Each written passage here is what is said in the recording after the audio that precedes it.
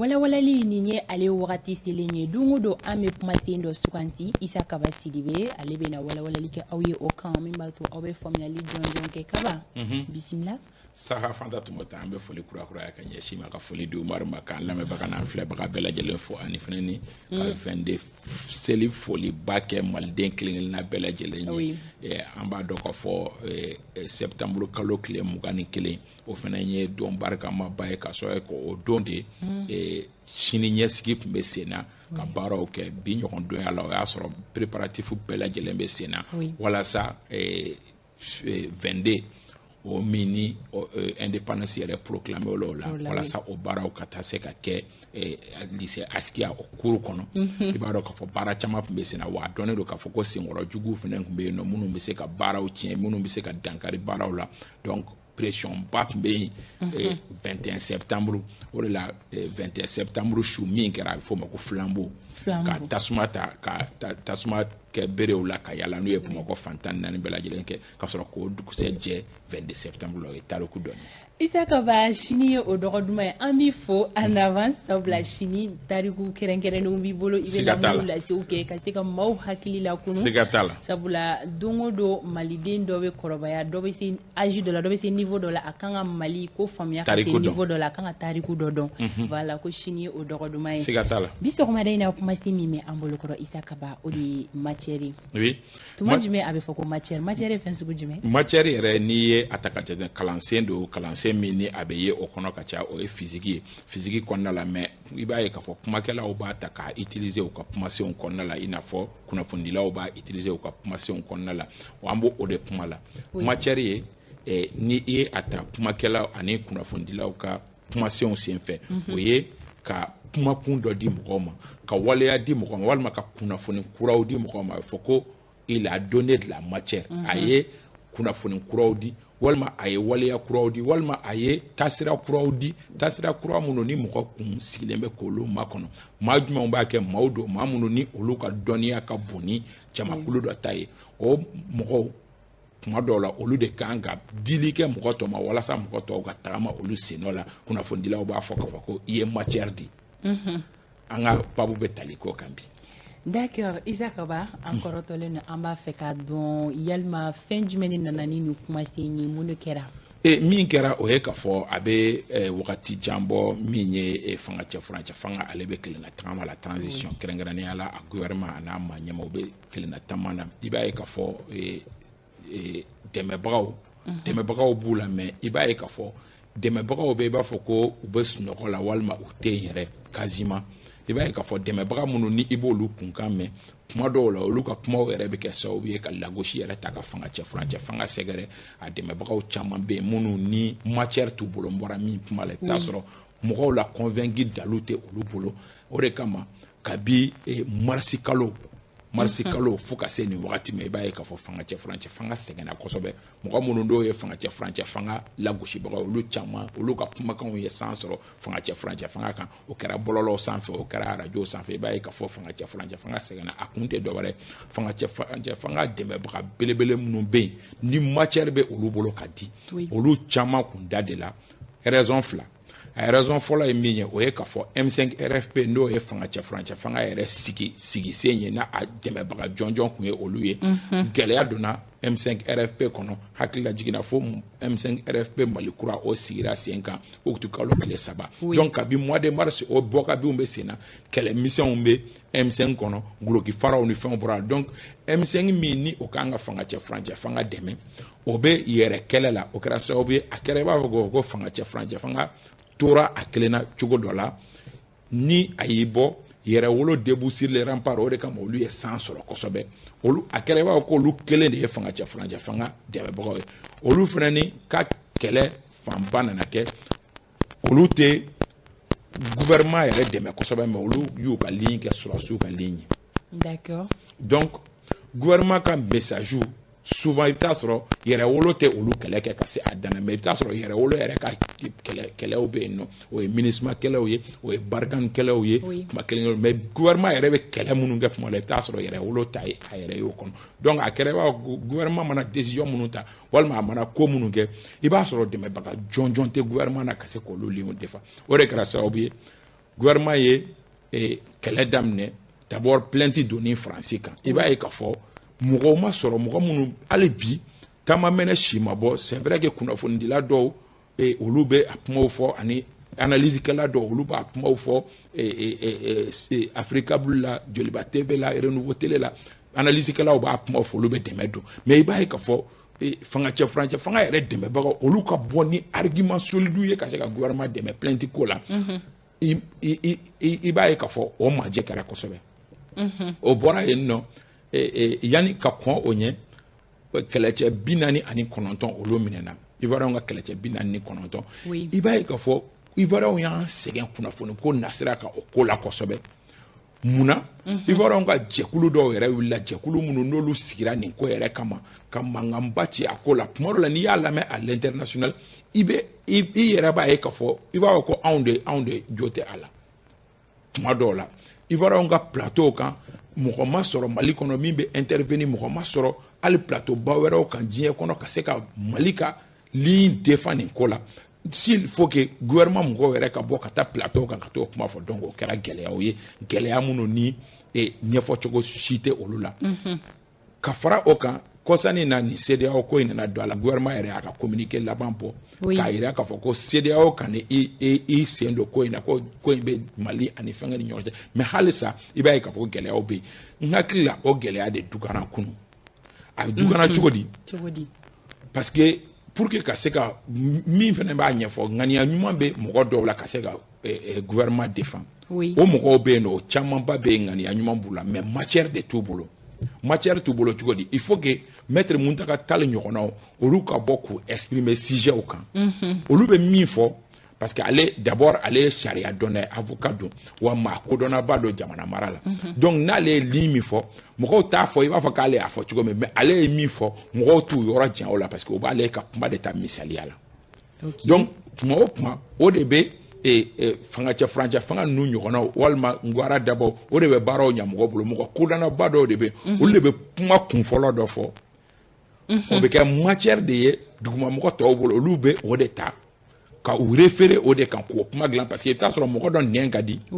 mais capacité intellectuelle t'a bolo ka situation analyser de façon que a k'a ɲɛfɔ mɔgɔ ye mais ni mɔgɔ dɔ sɔrɔla capacité intellectuelle ani jamana dɔnniya bɛ mɔgɔ min na ka se ka analyse kɛ ka analyse min di o bɛ dugumamɔgɔ ninnu permettre olu b'o ta ka baara kɛ ni o ye.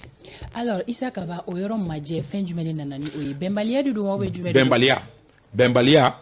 ani fana ni bɛnbaliya c'est vrai que k'a sɔrɔ docteur Choguel ma bana tuma dɔw la ale fana tun bɛ dɔw fɔ min bɛ mɔgɔ permettre o b'o ta ka taa ni o ye donc wagati laban in na i b'a ye k'a fɔ fangacɛ furancɛ fanga lafasabagaw déboussole la u yɛrɛ t'a dɔn tuma dɔw la i b'u wele ka na k'u kana kuma fɔ i bɛ taa sɔrɔ argument bɛrɛ t'u bolo parce que mɔgɔw de don minnu c'est vrai que ŋaniya ɲuman b'u la ka fangacɛ furancɛ fanga défend mais matière de t'u bolo ils n'ont pas cette capacité d'analyse ka se ka fɛnw fɔ cogo dɔ la mun bɛ a permettre ka mɔgɔw la convaincre mais il faut que mɔgɔ dɔ de ka sɔrɔ qui a cette capacité i n'a fɔ Muntaka i n'a fɔ Choguel Kokala Mayiga i n'a fɔ Mohamed Ali Bachili i n'a fɔ Koniba Sidibe olu ɲɔgɔnna olu de bɛ kuma di o kuma de bɛ sɔlɔ ka na mɔgɔw b'o olu de minɛ donc M5 ka conférence dɔgɔyara pour que intellectuel baw ka hakilinaw fɔ denmisɛnninw ko hakilinaw ta ka taa n'o ye plateau kan ka t'o défend o ye fangacɛ furancɛ fanga sɛgɛn wagati laban in na min fana don c'est que a kɛra sababu ye hali fangacɛ furancɛ hali sɔrɔsiw fana k'a dɔn ka fɔ ko bi na ils ont besoin de soutien an bɛ misaliya ta semaine de la réconciliation min kɛra nin cogoya la tantôt communication zéro pourquoi parce que au semaine de la réconciliation in fana kɔnɔ i b'a ye k'a fɔ fangacɛ furancɛ fanga dɛmɛbagaw pratiquement ministre so min b'a ko kunna o mɔgɔw dɔrɔn de tora ko in na olu de b'a messagew di mɔgɔw ma olu de b'a fɛngɛw kɛ mais mɔgɔ mi impliqué u fɛ k'a kɛ événement national ye donc o gɛlɛyaw bɛɛ kɛra fangacɛ furancɛ fanga nin wagati laban in na en termes de communication et de soutien k'a daminɛ depuis fin mars fo ka se fo nin wagati ma u sɛgɛnna kosɛbɛ. D'accord. On va Goïta. D'accord. Et il y a une parce que nous faisons il y a des type c'est une situation qui est créée en tant que blessing à frontière parce que il y a des clair qu'on nous kera do be no lu finti la kaw ko romantinti do be no lu bi premier ministre ko romantinti anya clali chaman kera mo tara fon fe est-ce que une situation en tant que jamana nyama wera de ni situation créée oui doni olu ba la parce que aller sur 5 colonel yere ka niveau la afrako ka afol dabla aller 5 colonel yere ka niveau la iba e ka fo u yere fenen betel ni kelenka ou betel ligne kelenka o misali asuru mi loi électorale vote la iba e ka fo ipumba a senti ka fo e munu be gouvernement kono ani mi e sente nyamko e olu ka ligne te kelen ko sobe munu be gouvernement kono olu fe la ko ke et loi électorale mbora gouvernement kono kana o loi électorale ka voter mais mi be CNT kono on a no fe mo olu sago kin ka gouvernement dangari gouvernement mo ka barala donc depuis wakati de gelea dona hali surasu yere mani nyokonche CNSP korom ro ni nyokonche ba ka fo gelea misenu be alni amase jugu nyokon korola mais do be olu yu obligé ku bolo do dusukan o ma son ka forcer mais o nyokono amana ke chugo ou beta ka trasu de to eno o trasu de kera beka moko tora i ka fanfɛ clashi kunfoloni kunbora moko ye ɲɔgɔn jabi mais hakiliw sera ka ɲɔgɔn sɔrɔ mais jeliw ma kɛnɛya donc en continue tento moko si tɛ kɛlɛ kɛ moko si tɔgɔ la CNT mɔgɔw rarement olu bɛ kɛlɛ kɛ gouvernement mɔgɔw tɔgɔ la gouvernement mɔgɔw fana rarement olu bɛ kɛlɛ kɛ CNT mɔgɔw tɔgɔ la gouvernement yɛrɛ fana kɔnɔ a na kɛ M5 mɔgɔw rarement olu bɛ kɛlɛ kɛ surasi minnu bɛ gouvernement kɔnɔ olu bɛ kɛlɛ kɛ olu tɔgɔ la gouvernement surasi minnu fana bɛ rarement olu n'u nɔfɛ mɔgɔw fana bɛ kɛlɛ kɛ n'i ye a ta ka jateminɛ surasi minnu bɛ gouvernement kɔnɔ olu surasiw dɔrɔn tɛ mais olu kɛra sababu ye ka na ni mɔgɔ minnu ye gouvernement kɔnɔ olu fana bɛ yen nɔ rarement i b'olu fana ye ka M5 mɔgɔw ka hali ka taa u ka événement kɛnɛ kan ka taa dɛmɛ d'u ma i b'a ye k'a fɔ surasiw nɔfɛ mɔgɔw an bɛ se k'a fɔ ministre de l'énergie Moussa Aga Taher ana ɲɔgɔnnaw n'i ye ministre de l'énergie ye kɛnɛ min kɛ i bɛ taa sɔrɔ Moussa Taher b'ale accompagner ale fana ainsi de suite donc M5 mɔgɔw fana ni Umaru Jaraw ani Ibrahim Ikasa olu bɛ ɲɔgɔn accompagner u ka donc tu sens trop de gɛlɛya misɛnninw bɛ fanga cɛ furancɛ fanga yɛrɛ de kɔnɔ bi o de bɛ k'a kɛ hali u kunkan tɛ ka mɛn u kunkan kan ka mɛn yɔrɔ min M5 ta nana ka na fara o kan gɛlɛya bɛ M5 kɔnɔ fo M5 kura sigira. Issa kaba ɲininkali laban ou bien Umaru bon walasa ni ka se ka ni situation in fɛ ne kɔni fɛ u kan ka rassemblement ka fɛlɛ dɔ ɲini walasa mɔgɔw bɛ se ka fara ɲɔgɔn kan cogo min na kɛrɛnkɛrɛnnenya k'a daminɛ olu yɛrɛ la fanga cɛ furancɛ fanga ɲɛmɔgɔ président Assimi Goïta de bannen don ka kuma bobo tɛ kɛ dugutigi ye nin ko bɛɛ lajɛlen na président Assimi Goïta de bɛ se k'a fɔ bɛɛ ɲɛna a ye na fɛn o fɛn bɛ sen na fanga parce que ko ninnu caman ye min ye o ye fanga cɛ furancɛ fanga kun bɛ cɛ cogo di bɛɛ bɛ o kɛlɛ la kun bɛ cɛ cogo di est ce que karisa de bɛ k'an ka candidat karisa donc mɔgɔw bɛ k'u préférer il faut que Assimi de ka mɔgɔw hakili sigi ka bɛɛ wele k'a fɔ priorité ye an ka fanga cɛ furancɛ fanga kɛ k'a ban